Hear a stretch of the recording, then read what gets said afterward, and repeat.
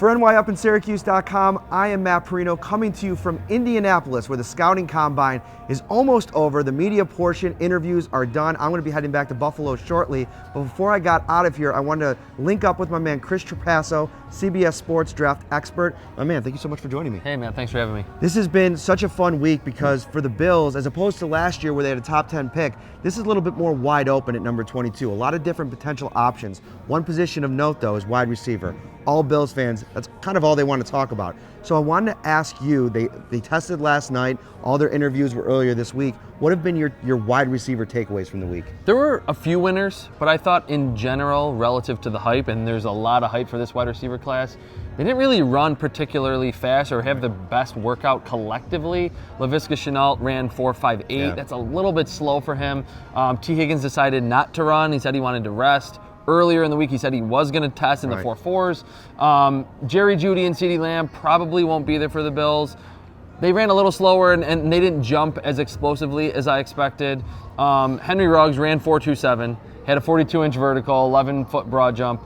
Didn't break the record, but he has that speed, so that was one of the winners. Denzel Mims had the best workout of any of the receivers. Chase Claypool tested like Calvin Johnson. I didn't really see that on film at Notre Dame, but it kind of showed you that maybe relative to the hype, it wasn't great, but there's so many names. You look down the list and you see Michael Pittman from USC, that it truly is the best wide receiver class we've seen in a long time. Yeah, so I want to break this up into two kind of categories of receivers, and we'll start with the ones you mentioned early on in Laviska Shenault and T. Higgins. For T. Higgins, it was pretty surprising because earlier this week when he was asked about his 40 time, he said he was hoping to run about a 4.4, 4.5, and then he goes out and doesn't run. And I think that that's something that NFL teams, including the Bills, kind of see, and maybe that hurts him in the long run. Yeah, and I actually really like T. Higgins.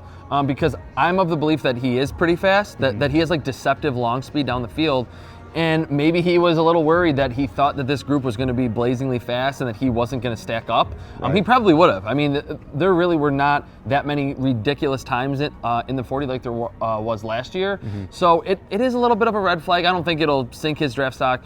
A few years ago, Mike Williams, the other big receiver from Clemson, didn't run, still went inside the top 10. So right. I think the film kind of speaks for itself. And in this wide receiver class at the top, T. Higgins is different. He's 6'4", 215. He's not a smaller separation guy. He's more of a rebounder on the outside. So he kind of gives you a different flavor, and it's the flavor that I think the Bills ultimately want to add to their offense. It was really interesting to me earlier this week when I asked Brandon Beane about Laviska Shenault. One of the first things that came up was it was going to be interesting to see how his medical looked this week, and that's a real factor with Laviska Shenault, and that's what's something that got me thinking that this could be a situation where he does maybe fall into the second round. He runs a slow time, obviously still dealing with the nagging core injury. How important is his pro day going to be? Huge. I mean, it's really everything for him because in the last 2 years, when he was on the field, he was really, really productive, especially after the catch.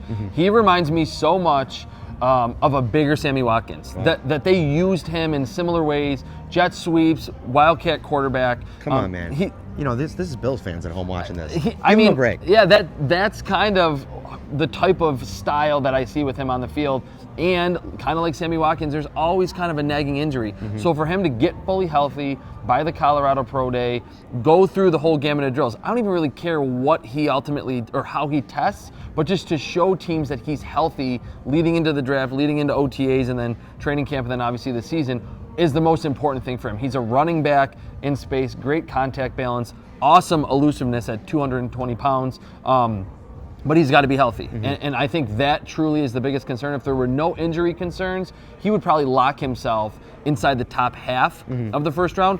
Could he be there in the second round for the Bills, or maybe trading up in the top of the second?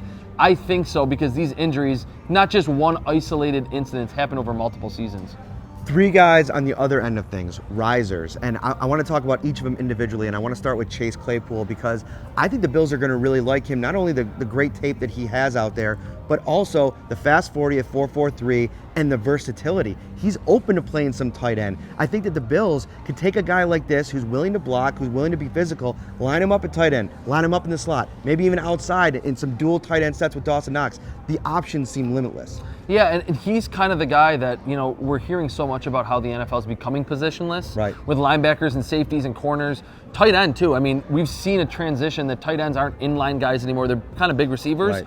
Claypool comes in at 238 and everyone's like, oh, he's going to try to be a tight end. Then he runs that crazy 40 and has like a 40-inch vertical, tested like Calvin Johnson, like I said. I think the second round he's moved himself into that range, and that even if you're kind of calling him a tight end, you know he has receiver type abilities because he played receiver at Notre Dame. And again, if the Bills want to add size and that jump ball ability, Chase Claypool is definitely that guy. Denzel Mims is a guy that really popped for me earlier this week because he really brought the energy around his passion for run blocking, and that's going to play well with Sean McDermott. He likes the guys that get out there and get physical. Duke Williams, a guy that, probably shouldn't have even gotten the burn that he did this year as much as he did, especially in the playoff game. He earned it with his physicality, his tough mentality, and Denzel Mims brings that, and oh, by the way, he's super fast. Yeah, and 3 years of really quality tape at Baylor. That and you like to see wide receivers that early in their careers in college, when they're 19 and 20, can produce at a high level. He had a 1,000-yard season in 2017. You're right, he's a great, very physical run blocker. And from 40-yard dash to 3-cone drill, he had the best workout of any wide receiver here. Ran in the 4.3s, had a 6.66 3-cone, the best of any receiver. So you know he's explosive and he can change directions really, really well. Could he get some first-round hype? Maybe. Second round is most likely top of the second round. We know Brandon Beane has a history of trading up. It wouldn't surprise me if the Bills liked him a lot or enough to pick him in the second round. And you're right, with Devin Singletary and the willingness to run the football, having that Robert Woods type guy on the outside that's a really good run blocker in Denzel Mims would make a lot of sense for the Bills. And before we move on, I want to talk about Justin Jefferson because everybody's raving about him today. He went out and ran a 4.43. Absolutely impressive film. I went back and watched him at the Peach Bowl. That was my first college football game of the year after the Bills kind of season tapered off. And I was like, man, this guy is amazing. It wasn't just the 4 touchdowns. It was everything else that he did, the little things that he did. And it's no secret, Joe Burrow had a stacked offense at LSU, but he was a big reason why. Yeah, and I think he's kind of locked himself inside the first round. And after Chase Claypool, that running that time in the 4.4s that no one really saw, Justin Jefferson probably did the most for his stock. Right. I mean, Denzel Mims had the best workout, but people saw the athleticism and the explosiveness on film. He was a track guy in high school. Justin Jefferson doesn't look like 4.4 fast, but so to run 4.43 really boosts his draft stock. Yes, he was in a great offense, and I think he's probably a slot only right away. That could limit, kind of his range of where he could go in the draft. But he's good off the line. In that Peach Bowl, a lot of those touchdowns were contested catches. So if you're this slippery slot guy and you can make contested catches, I think that really, expands what you can do for an offense. Are the Bills looking for a slot receiver? I don't think so, but they would probably have to pick him now at number 22, or if they traded back and stayed in the first round, because there's a lot of buzz for him, alleviating some of those speed concerns with the great 40. The value is a big buzzword in Orchard Park and a One Bills Drive, and I think at that number 22 pick, the value may not be at receiver. It may be at edge rusher, and one of the guys that has really been popping for me for the last few weeks is Kayla Vaughn out of LSU, a guy that has all the tools. Chase Young's going to be gone at number 2, so he's kind of that 1B, and unlike Young, who's probably built to have an impact right away, Chasen is a guy that might fit the process, a guy that can really be developed. He's only kind of scratching the surface of what he can be, but what he is right now is pretty exciting. Yeah, I mean, being only 20 years old and having injuries earlier in his career, he's not super experienced, but what you saw in his limited action earlier in his career and then in 2019, what I always say with edge rushers, you got to see them win in multiple ways. A lot of guys can just win with their athleticism or just with power. He's a speed to power guy. He can win with crazy explosiveness around the corner, and he has pass rushing moves. To show that at such a young age without a lot of experience is huge for him. He wore 18. There's a lot about that at the LSU program. They give that to their blue collar guys. Trey White wore that number at LSU, so I think the Bills will certainly like that. And he's athletic enough, and he's at the size where he can be that strong side linebacker to kind of fill in and cover when you need him to. He is just scratching the surface of how good he could be. If he's there in the teens, we were talking about it off air, I could see Brandon Beane trading up and saying, let's get this alpha edge rusher and wait on a receiver until the second or third day of the draft.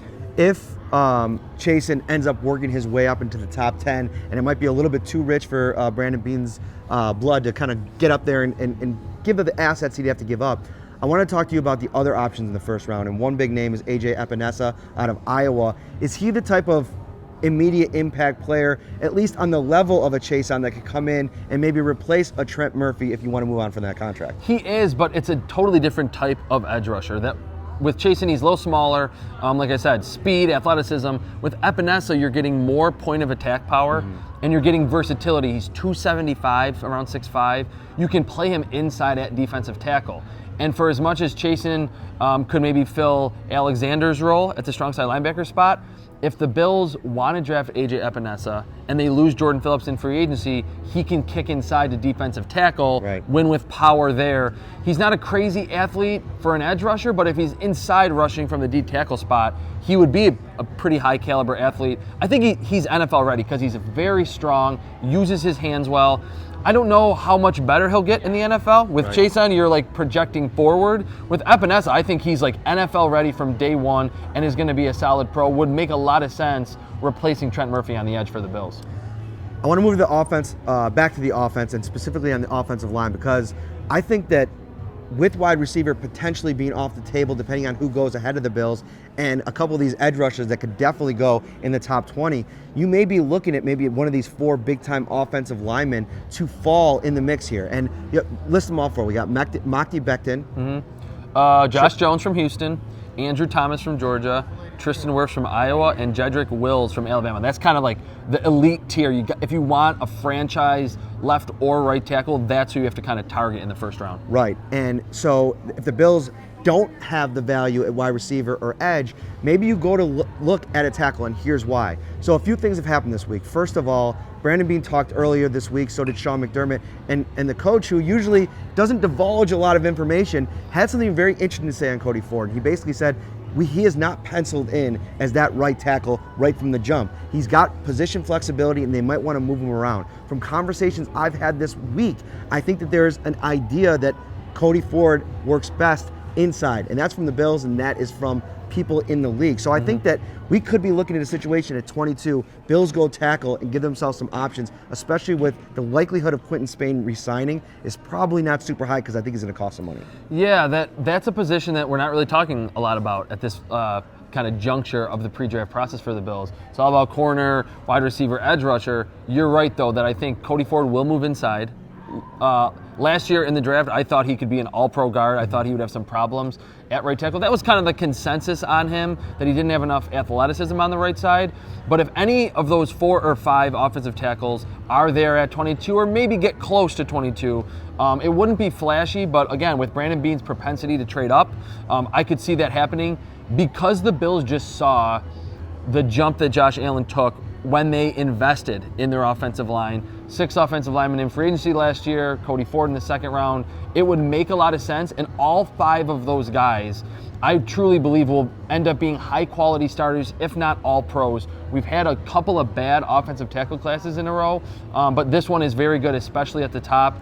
Wouldn't be a flashy pick. I think some fans would probably be mad about it, but once we got to the fall and we saw, Josh Allen standing back there being able to scan without getting pressured a lot, would be happy that the Bills ultimately address offensive tackle early. The foundation is certainly set in Buffalo on both sides of the ball. They have their quarterback. They have a lot of pieces in place. So this is a big offseason. 9 draft picks, $85 million in cap space. They could probably scratch out $7 to $10 more million if they really want to move on from some contracts. So I want to ask you, as a person that's very familiar with the Bills, grew up in Western New York, what do you think the expectation should be? Because I think this should be an AFC East contender, if not the favorite going into 2020. Yeah, I think that's spot on. I mean, when you look at the status of the Patriots, the kind of biggest roadblock for the Bills and a lot of teams in the AFC, they're not nearly as invincible or seemingly invincible as they used to be with Tom Brady getting older and just the rest of that team on the offensive side kind of coming to a screeching halt a little bit this past year. Maybe Tom Brady won't be in the division anymore, but everything that you laid out, the whole process that Sean McDermott and Brandon Beane have talked about for so long, I think they've slowly but surely taken steps to build this roster. Right. They've drafted relatively well. They have the cap space. They're probably going to extend some of their core players. They should go into the season, and I view them as right up there with the Patriots, is that they should expect, and I expect them to compete for an AFC East title, to host a playoff game, and then see where they could go from there. There it is, the man Chris Trapasso. You can find all of his work on CBSSports.com. Tell him your Twitter handle, because I always forget those. At Chris Trapasso, and everything with CBSSports.com/NFL/draft. There you go. And as always, guys, thank you for watching. All your Buffalo Bills content, keep it locked. NYUpSyracuse.com.